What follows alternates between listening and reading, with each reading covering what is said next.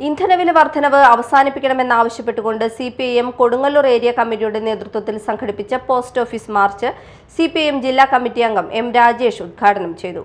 BJP കേന്ദ്ര government സ്വീകരിക്കുന്ന corporate അനുകൂല നയമാണ് രാജ്യത്ത് വിലക്കയറ്റം സൃഷ്ടിക്കുന്നതെന്ന് ഉദ്ഘാടകൻ പറഞ്ഞു. കേന്ദ്ര സംസ്ഥാന സർക്കാരുകൾ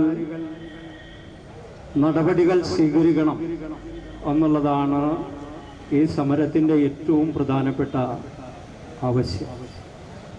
ഇത് രണ്ടാഴ്ചക്കാലം പിന്നിടുന്ന കേരളത്തിലെ പുതിയ UDF ഗവൺമെന്റിനെതിരായിട്ടുള്ള ഒരു സമരം എന്നുള്ള നിലയിൽ കാണേണ്ടതില്ല.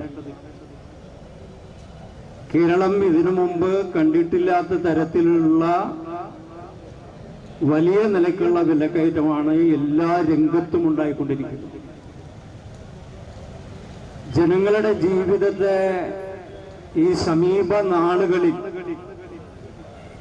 അത് വലിയ തോതിൽ ബാധിച്ചുകൊണ്ടിരിക്കുന്നു. വലിയ പ്രതിസന്ധിയും പ്രയാസവും ജനങ്ങളുടെ ജീവിതത്തെ മുന്നോട്ട് കൊണ്ടുപോകുന്നതിൽ സൃഷ്ടിച്ചുകൊണ്ടിരിക്കുന്നു എന്നുള്ളതാണ് ഏറ്റവും പ്രധാനപ്പെട്ട പ്രശ്നം.